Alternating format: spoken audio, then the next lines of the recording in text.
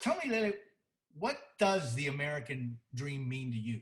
I think it means opportunity and freedom.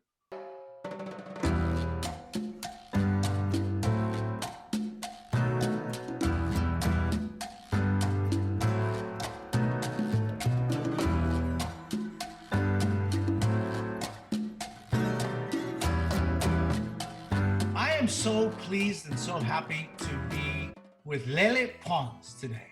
Lele, it's great to see you. Thank you. Great to see you too. When you were 16, you really kind of found Vine when you were in high school. Yeah. And then you ended up this phenomenon. I mean, the first to reach 1 billion loops on Vine. And then from there, you just kind of shot up into our consciousness. And now, 42 million followers on Instagram, 17 million followers on YouTube. It came like supernatural. Like, it's just like it came because it was something that I was doing fun, and then it became like work. I went to Berkeley in Boston music school. I went there as a summer program, and that was before I did Vine. So I had my whole life planned out. So to have Vine come in the way, my mom was just like, what is this app? And my dad was like, what is this app? And I was like, I don't know, but it's working and I like what I'm doing. And and then it became a business, and I turned it into, like, let's say, a mini empire. Like, I went from Vine to then YouTube and Instagram.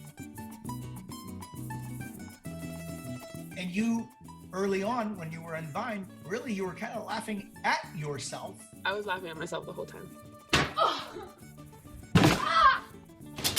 What now? You are eminently successful through these apps. I mean, you make a very good living out of these apps, right? Yeah. I mean, a stable living, yes. But in the beginning, I didn't know that this was possible. You have a podcast coming up. Yes, I'm really excited for that. I get 2 anonymous callers, and people come to me and tell me their secrets. Relax the toes. There we go. There we go.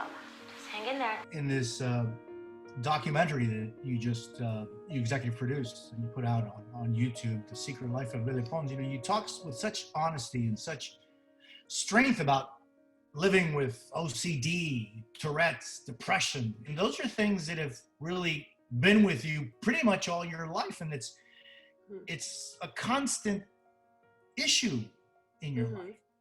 No, it is. And it's something that people are not going to see. It's something that I thought it was time for me to show that little thing that no one was seeing, because I owe it to a lot of fans of mine, because they also share their life and their stories, and I never got to share like my side. It's always like, oh, perfect filters and videos and cute pictures, but like I wanted to kind of show them an unfiltered thing. Also, like, how important it is to take care of your mental health. And you say in there, I mean, if your parents tell you to deal with issues, even though you think, I'm okay, I've got it, I'm fine, you need to do something about it. Yeah. I've many times I was like, no, I don't, I can control it. I'm good. You're not good. Then how do you do it when you've got, in your documentary, I was seeing how sometimes it's difficult to continue on without, for example, a tic or repeating issues over and over again. Then how do you walk on to the, Telemundo Awards? How do you accomplish that?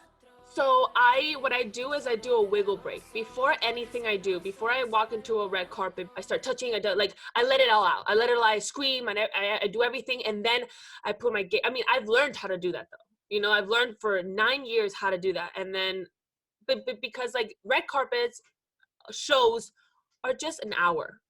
And then the rest of the day, I do everything else, but in an hour, I'm just like, hold it in together, I drink my medicine. So it just, it helps me kind of manage it better. But when I'm alone, that's when it's mostly like I start doing a lot of like my rituals. What would you tell a kid